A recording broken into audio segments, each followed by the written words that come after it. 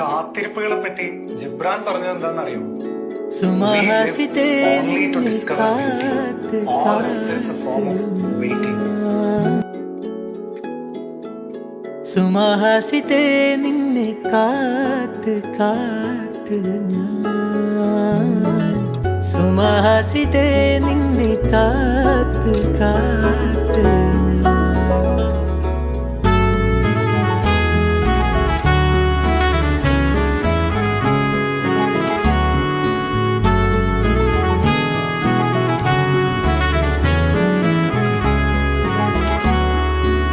സുമഹാസിതേ നിന്നെ കാത്ത് കാത്ത് ഞാൻ സുമഹാസിതേ